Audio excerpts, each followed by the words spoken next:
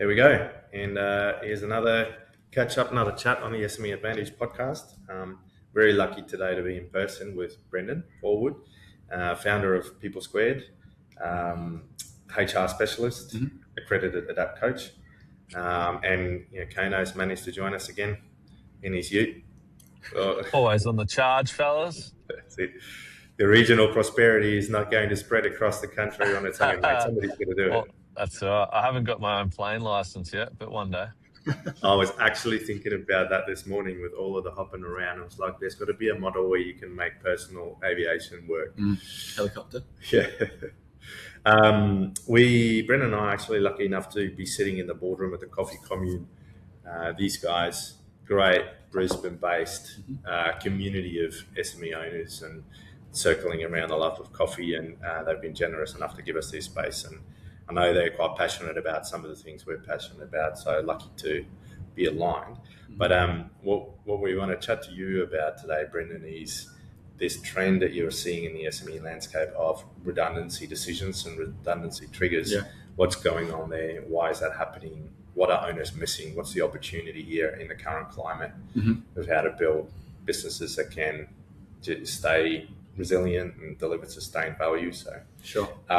Give us a quick little intro on you and your business and how you came to be here. Sure, absolutely. As you said, my business is People Squared, and we've been going will be 8 years towards the end of this year.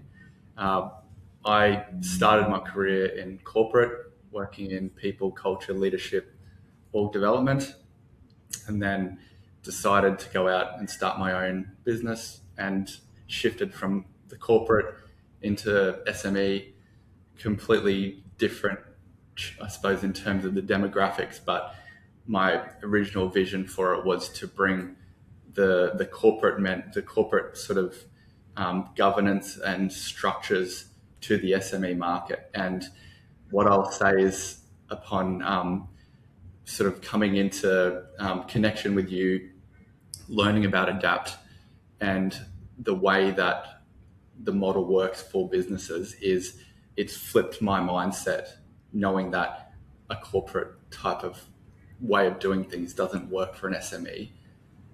You do need to have structure, you do need to have governance, you do need to have some order to things, but the way that Adapt works just fits beautifully with the evolution of how our business, from a people and culture business and HR, doing compliance, operational and strategic HR, now moving into business and coaching. That synergy has just sort of lit me up more in terms of how I run the business, but it's also given me more clarity on how I can be helpful and how our team can be helpful in the market. So that's how I sort of land into this conversation, knowing that it's an interesting time to be in business. And we started just before COVID and had a really interesting time of, like many businesses did, seeing almost overnight people having to pivot and shift and change. And now we find ourselves a number of years down the track.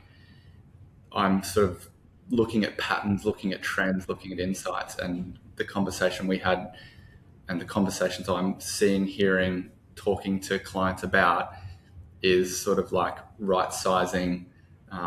Some of them are talking redundancies and what we do, or just how do I reshape my business in a way that's going to help us be resilient and last for the long term. Yeah. So that's where we sort of enter this conversation. And you've, over the last few years, you've worked with a lot of different businesses, a lot of different owners, different industries, different sectors. So you've seen a lot. And you mentioned in our conversation that you're spotting a trend now with the current climate. So tell us a bit more about what you're seeing, what's happening. Yeah, absolutely.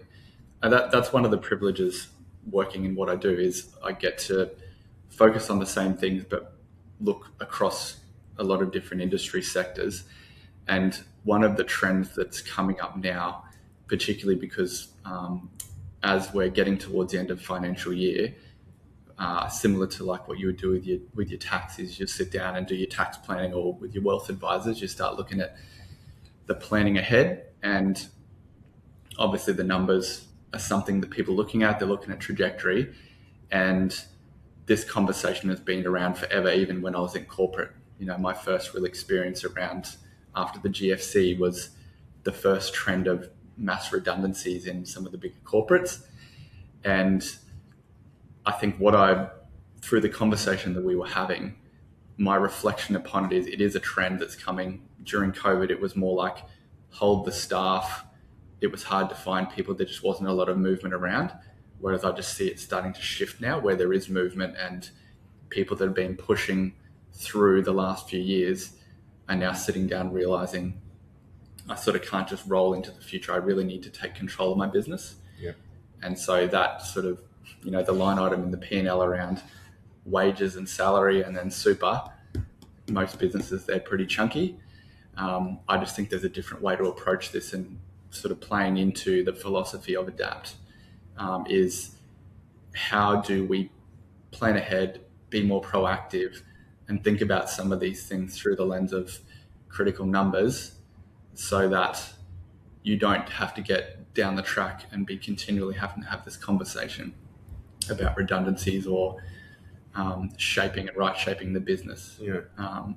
Because it's costly when I'd be really interested to know what you think. How can owners do this different? Because from my experience, and full transparency, we've recently had our own very painful experience with redundancy inside of our business. It's a terrible thing to have to do, to have to endure. And the reality for so many SMEs is that wages and all the on-cost associated to that is often the biggest expense. Absolutely. And so how do you, what's the option to you as a business owner in a very tight market where that is your biggest expenditure, and the only way you can see to survive is to reduce your cost base? What do you do? How do you avoid redundancies? Yeah, absolutely. I think it comes back to identifying just generally your critical numbers. So in a traditional sense, they're just going to be financial metrics that you're using, that you're watching, etc. But often, I'll use an example. When COVID happened, this was the first wave of that probably happening in a greater sense. One of the companies we were working with, their philosophy was, all right, well, we've got some of our team that have been here and they're on high wages. So if we reduce those, we can probably absorb it and pull back some of the money. And so then we're having the conversation with them, because this was early on in the engagement, like we would do with anyone. It's like, okay, well, let's look at the numbers. And so you've got people in the business that have been there 10 or 15 years, and the decision was, well, these three are probably the people we could move on. It was going to be like 120 grand in cash just to pay out, just to move them on. So I think the trick with this, it's not easy just to make a decision to downsize, because if you haven't planned ahead for this type of thing, it's a major you've got to have some cash in the bank to be able to just execute on that decision as well. And so probably the one thing I would say is it's looking at critical numbers and having a regular look at those. But what critical numbers? One of them for me should be looking at your wages and salary in combination with the rest of your P&L. But one of the things that catches a lot of people is leave liability as well. Because even just in the past 12 months, we've had to work with clients who have made some of these decisions, and we're sitting down helping them make the calculations. And generally the number's bigger than what they expected, because there's a few different things I haven't considered. So I feel like what are those traps that's often overlooked? Sure. Usually it's working out the calculation of the numbers. So from a compliance perspective, depending on how long someone's been in your business, if you're going to make them redundant, there's a calculation for that. Like number of years of service, there's a formula to work to that. But then on top of it, particularly in a lot of SME businesses, if you've got someone who's on a pretty high salary, and they're just working and they're not taking a lot of leave, you end up having to pay. They might have 10 weeks worth of leave, and then if they've been with you for 12 years, you've now got this long service leave that you've got to pay out. It can just be a really big number. So let's talk numbers then. If you employ some senior level people that are on a reasonably high wage, and you've overlooked these things, and now you're considering a redundancy decision. Let's say you've Yeah. got to make 2 people redundant, Yeah. right? Yeah. And they've been with the business for a long time, over 5 years, Yeah. and they've accrued 10 weeks of Yeah. annual leave. What could that cost A you? number. Yeah. I've got a recent example, 2 recent examples. One business, two senior team members, 120 grand. Both of them over 10 years in the business in senior roles. Yeah, right. Just in payout. Yeah. That's just for Each 2. or total? Total. For the total. Yep. It's That's still this, $120,000 in a payout if you hadn't been planning for that. It's a massive. Yeah. Well, how many SMEs have got 120 grand in the bank? Yeah. Yeah. 100%. And so it's like, you go, sorry?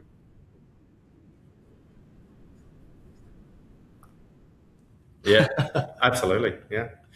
Well, it's trying to avoid that altogether, right? Well, this is going to be my question, because it sounds like you're saying if you can get a handle of the right critical numbers and you look at them with a forward view far enough in advance, and that is just a standing discipline in your business, you'll potentially be able to detect that I have no choice. My business has to evolve, and that evolution is reduction in workforce.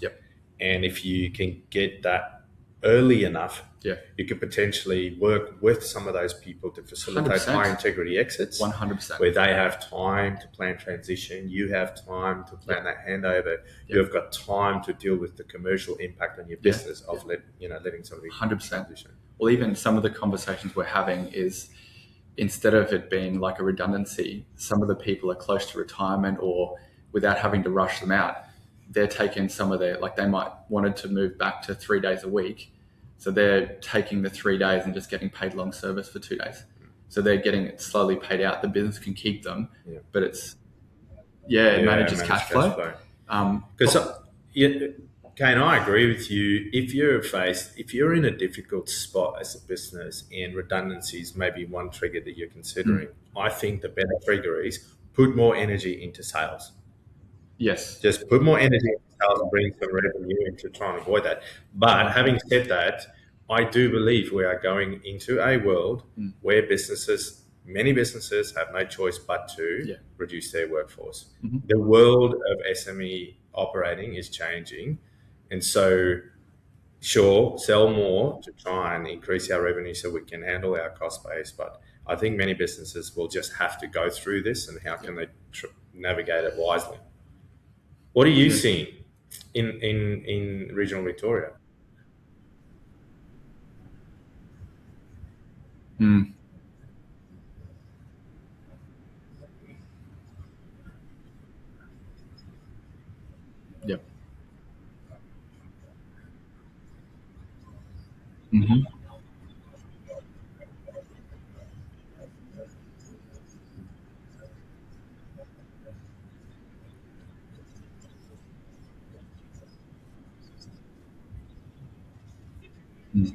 Yeah.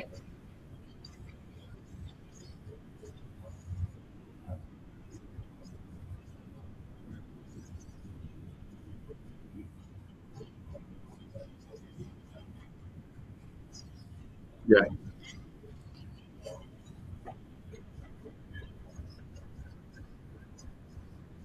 Yep.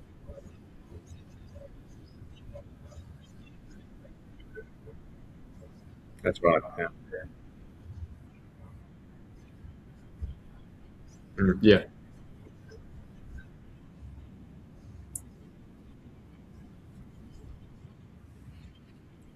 Yeah. Yep. But this is why we're talking about the advantage of being an SME owner right now. Yeah. There's an advantage. If you can turn your leadership discipline into something that's proactive, not reactive, we have a responsibility to the people that we employ to try and create long-term stability or help with transitions if that's required. But the only way to do that well is to be proactive.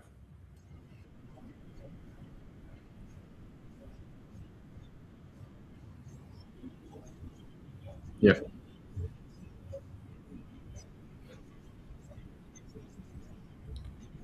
Yes.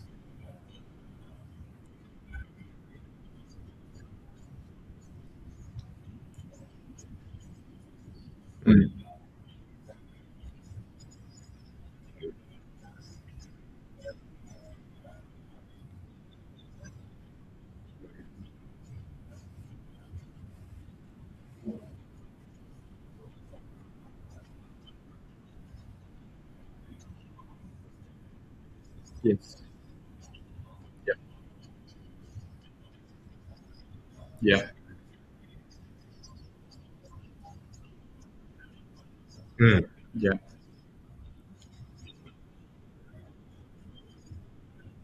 Yeah.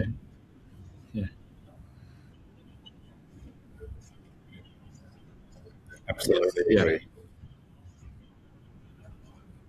Yeah, absolutely agree. Yeah. Yep.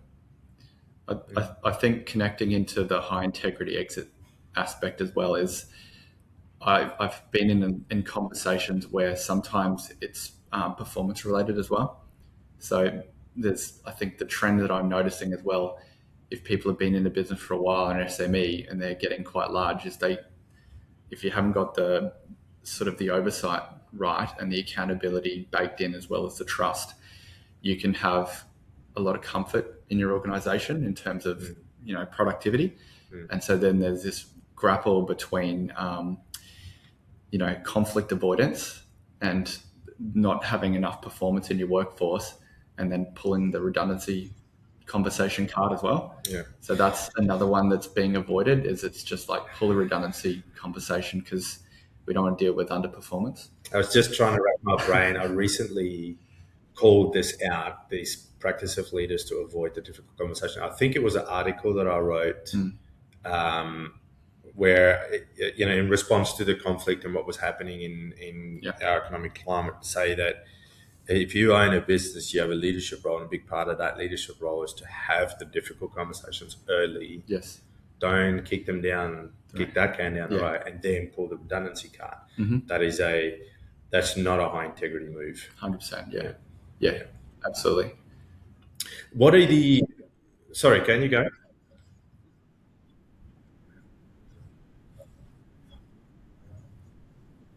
Yeah. Yeah. Yes. I agree. Yeah, I think, and sometimes, and again, transparently, we've had our recent experience to that, and that is um, a turn of events that came at us extremely quickly as a result of what was happening in the world. And that will happen from time to time. Your business is going to take a curveball you didn't see coming, right? Yeah. And if you don't act fast, you are in real trouble.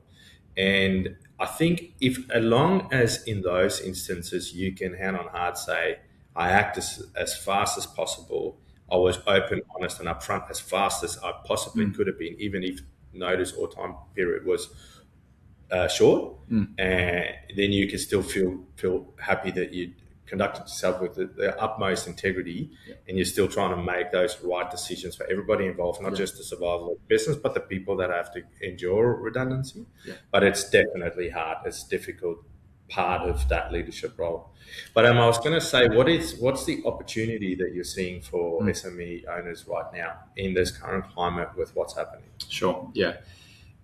Even just playing on current examples, a recent conversation was around the redundancy play was having a key client a significant part of revenue. So to your So point, customer risk, yeah. so customer risk, which is then translated into I've got like a whole team now. If that client goes, I now need to make a decision. Do I repurpose the team or do I have to make a call? So I feel like it's got a connection point to engage the market, like you were saying before, is if you don't have diversification in your client base in terms of the revenue in, that's leaving you exposed to that. And that could be fine. It's just more if you're not aware of that, because I feel like having to pull the lever of this quickly when that happens, if, for example, you're talking regularly enough, you know your critical numbers, you've got that under wraps, you understand it, and you're talking with the other owners and the organizational leaders about it, it's less reactive, it's more responsive to go like, if this happens, this is what we're going to do, and you're just watching it. Whereas what I feel like is happening is it's more reactive. You coach quite a few owners on their journey, and so what would be those critical numbers that you would insist that they get a handle on? Sure. I think it depends industry wide how you get your numbers, but one of the examples would be like your wages over turnover, because if you're going to look at how much revenue growth versus cost, having some of those financial metrics that you can just baseline yourself against in your industry, which can differ from industry to industry. Is there a ratio that you think works? Well, there's benchmarks like for a HR consulting business, ours is 60%. So we're sitting at about 68 to 70% at the moment, but that's helping me make decisions about how we step through that. But So what you're saying, sorry, is that you understand the benchmark for your industry, Yeah. and you guys are a little bit above that Yes. benchmark, and so that's encouraging you to Yes. make smart, yes, proactive decisions to get Yes. below the benchmark. and it's helping us to make sure we don't just like sort of wreck that margin by making, because the other challenge that businesses are facing now, and we're having a lot of conversations, is the CPI for this new financial year is 4.75%. So all of the award wages are getting bumped 4.75.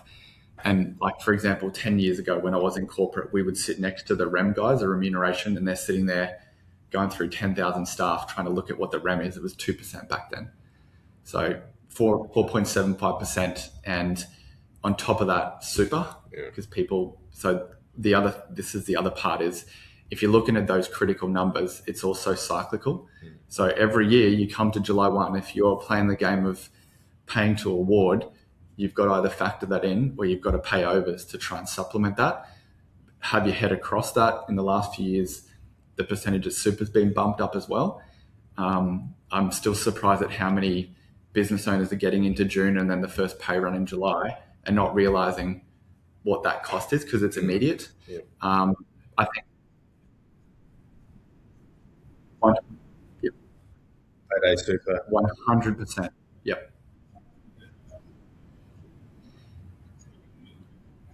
100%. Yep. Yeah, I think notoriously SME owners are not good with cash flow management, and this is now really going to stress test that skill. And it sounds like, Brendan, you're also very encouraging of really have some forecasted critical numbers where owners need to understand what is the implication over the next 3, 6, 12 months to my business if I have to absorb this 4.75% Absolutely. on my cost base. Yeah. We've got, like, we encourage some of our clients to pay overs both as a retention tool, but it means that you don't get stuck in a quick cash flow heist in the start of the financial year. So it's industry dependent. Yeah. Any other key critical numbers you think is really important for owners to be on top of? I think there's also what I'm finding a lot of owners, like in the critical numbers when I'm coaching a business, there's the revenue targets, there's the sort of like profit margin targets, but also cash flow. So a lot of them are talking about cash at bank. So what's the minimum balance in your bank account, business bank account? So I feel like it's looking at all those, because like I remember when I first started, I was consulting with a concreter, and his basic math was, I just know if this amount of money is in the bank, we're good. And I was like, that was his critical number. That he just knew cash in bank, but there's a lead indicator, which is revenue, lag indicator, cash flow. So I feel like it's making sure those critical numbers are the right ones. They're accurate. How about you, Kano? You're a numbers guy. What are the critical numbers owners need to be on top of?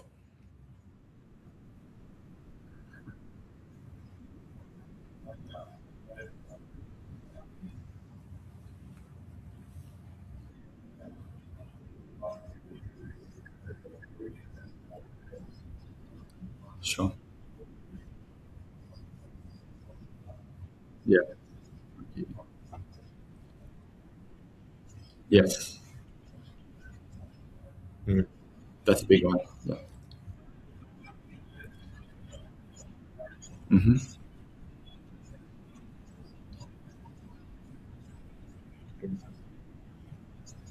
Yeah.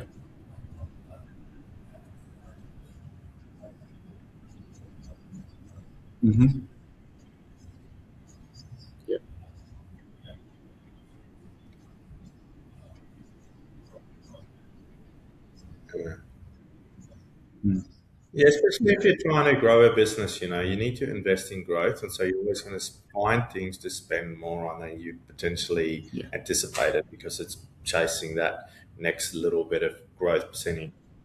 Yeah.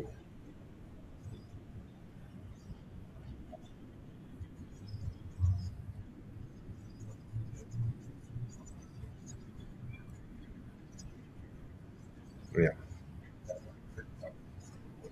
Yeah.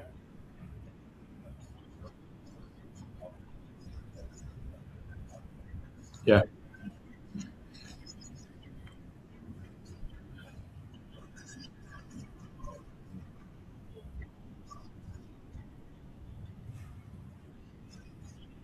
Yes. Yep. Yeah. Yeah.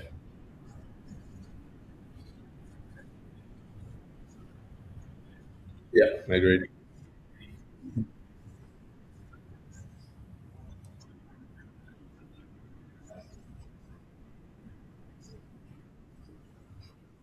Yeah. I'm not seeing people being displaced by it. I think there's a maturing now that as more and more people are leaning into using AI, it's more of a wraparound. And the trend seems to be keep it back house, don't make it customer facing. So keep the human connection element in your business. Mm. And even in terms of the early adopters who I'm talking to, one of them being Phil DeBella here at the Coffee Commune a couple of weeks ago, was talking about keeping the human connection in place because, like the example he used was, eventually iPhones could have built into it that it can detect that a bot's calling and people just won't take the call. So that's now going to, yeah, that's right. Well, Yep. yeah. Yep.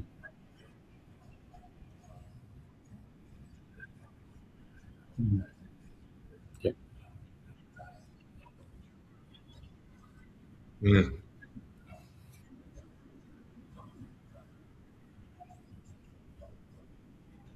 Mm.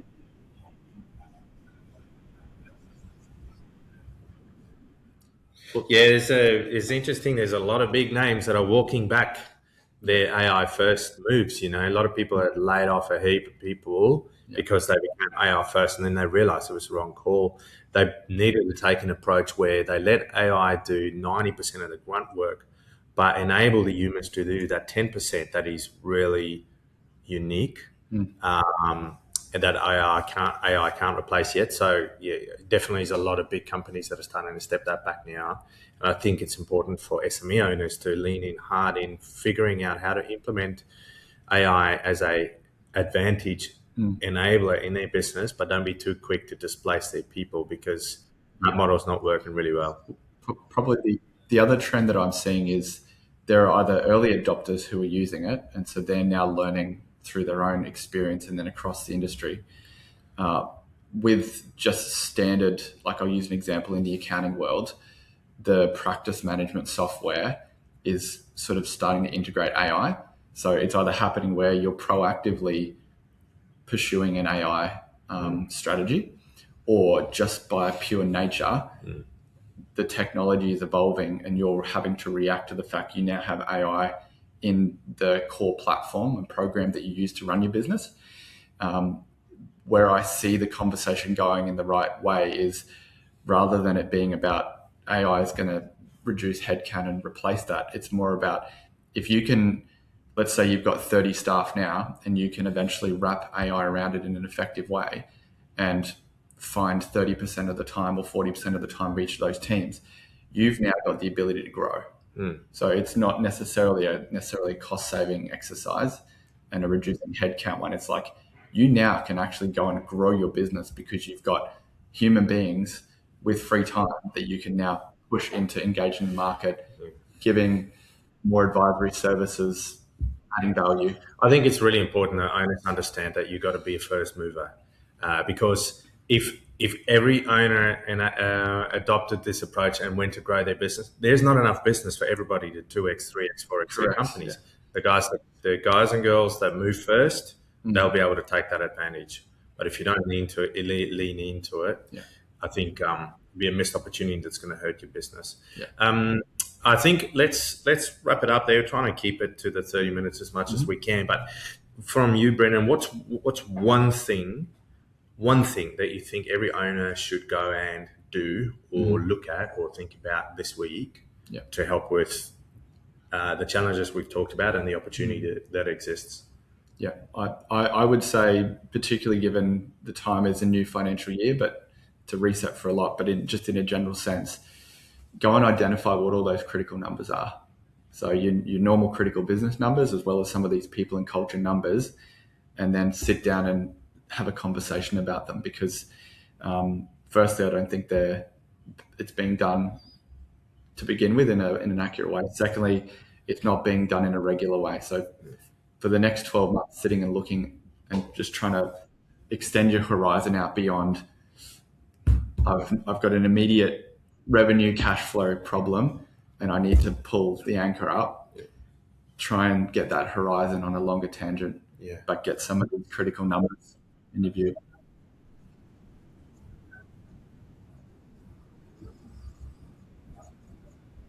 Yep. 100%. Yep. Yeah. Yeah.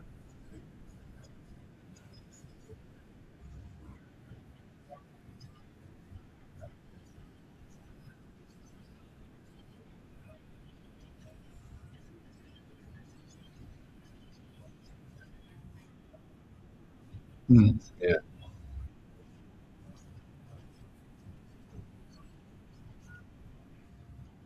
Yeah.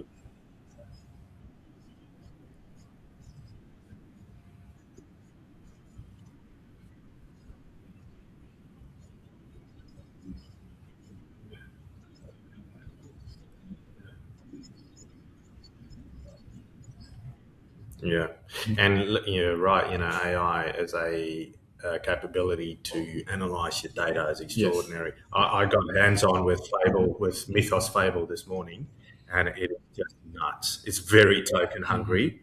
It's token hungry. Make sure you got some credit, like you got some usage runway there. But yeah. Where can people connect with you, Brendan, if they want to pick your brain about this HR stuff, people stuff, critical numbers? What's the best way to get in touch with you guys? Sure. Directly can be email brendan@peoplesquared.com.au, and on our website there's more information on peoplesquared.com.au. I'm also on LinkedIn. Happy to connect. Awesome. Thank you. Thanks. Kane, thanks as always. See Take ya. care. See you, mate.